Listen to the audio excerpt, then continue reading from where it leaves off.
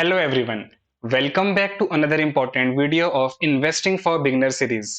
Friends, जब भी आप एनपीएस यानी कि नेशनल पेंशन स्कीम में इन्वेस्टमेंट करना चाहते हैं, आपके सामने बहुत से क्वेश्चंस आते होंगे। सबसे पहला ये कि पेंशन फंड मैनेजर क्या होता है, एंड नेक्स्ट हमारे पास एनपीएस में कौन-कौन से चॉइस अवेलेबल हैं, जिसमें कि ऑटो चॉइस होता है एंड एक्टिव चॉइस होता है। Different types of asset classes यानी कि इक्विटी, कॉर्पोरेट बॉन्ड्स, ये सब क्या होते हैं एंड हम किस में कितना इन्वेस्टमेंट कर सकते हैं, ये सभी क्वेश्चंस को आज हम इस वीडियो में समझने की कोशिश करेंगे एंड सभी टॉपिक्स को डीप में डिस्कस करेंगे। तो चलिए आज का वीडियो शुरू करते हैं।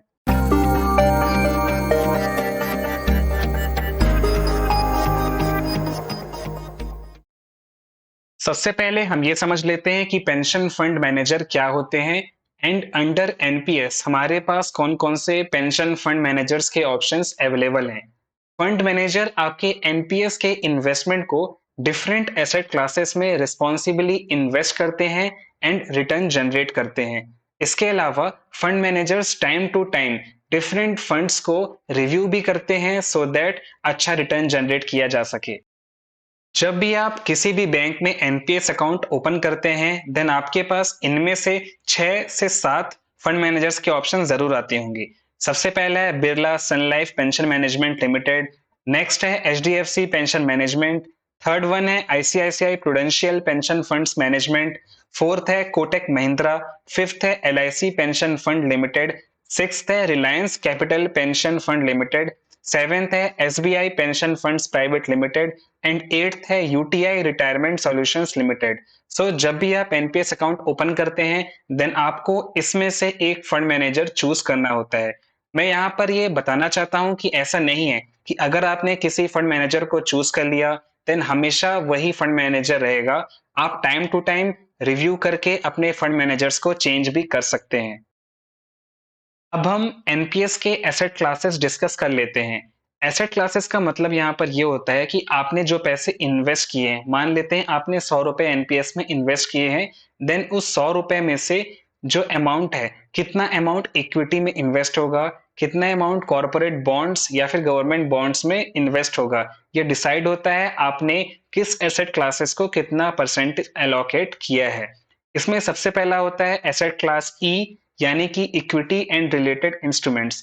इसमें जो पैसे हैं वो stock market and listed companies में इन्वेस्ट किए जाते हैं। दूसरा होता है कॉर्पोरेट बॉन्ड्स। आपके जो भी पैसे सी कैटेगरी के एसेट क्लासेस में अलॉट हुए हैं वो different infrastructure companies and PSUs and public financial institutions जैसी कंपनीज के बॉन्ड्स में इन्वेस्ट किए जाते हैं। तीसरा आता है एसेट क्लास जी, जिसमें कि आपके पैसे government bonds issued by state and central governments में इन्वेस्ट किए जाते हैं। नेक्स्ट होता है एसेट क्लास ए यानी कि अल्टरनेटिव इन्वेस्टमेंट फंड्स। इसमें आपके पैसे other type of investment classes जैसे कि real estate investment trust, REITs, CMBS, MBS, AIFs etcetera में इन्वेस्ट किए जाते हैं।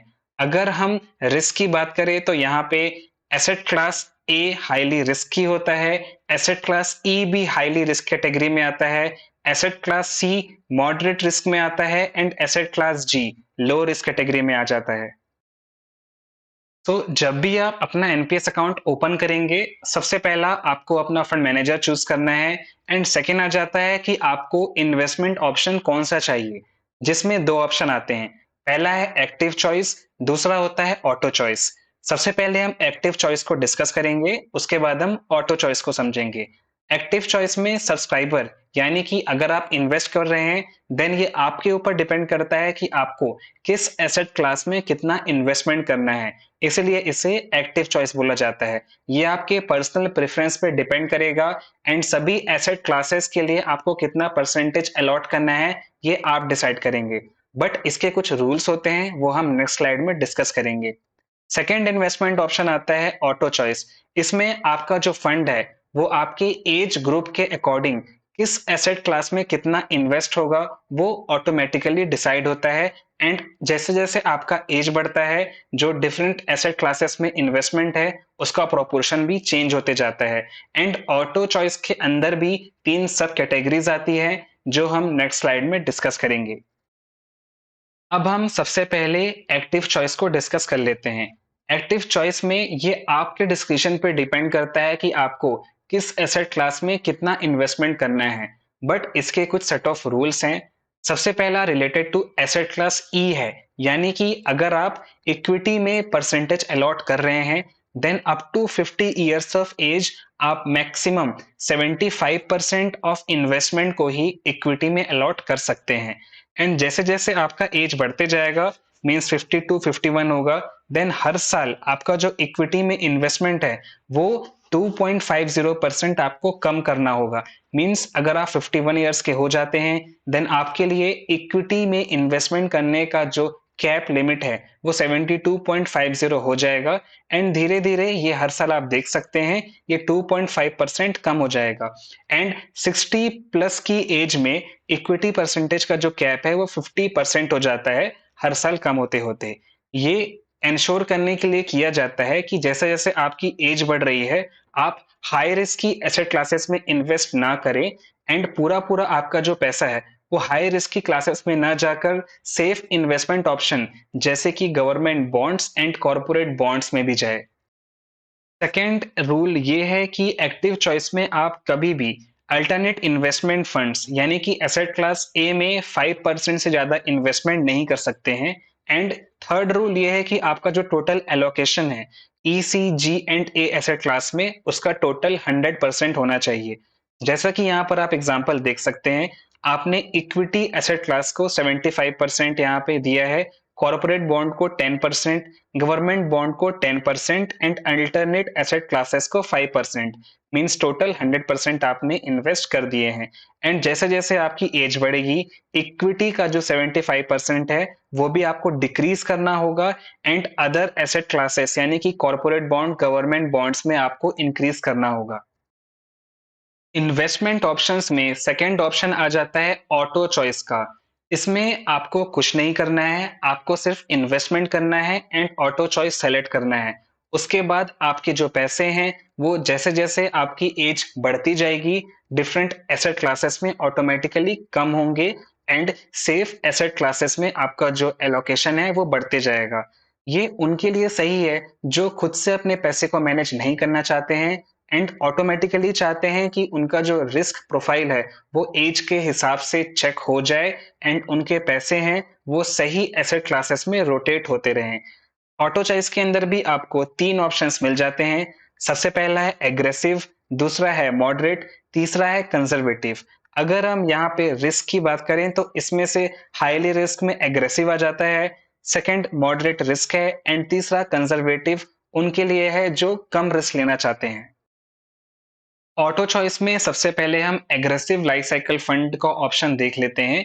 यहाँ पर आप देख सकते हैं कि up to 35 years of age asset class E में 75% अलॉट होता है एंड एसेट क्लास सी में 10% एंड एसेट क्लास जी में 15%।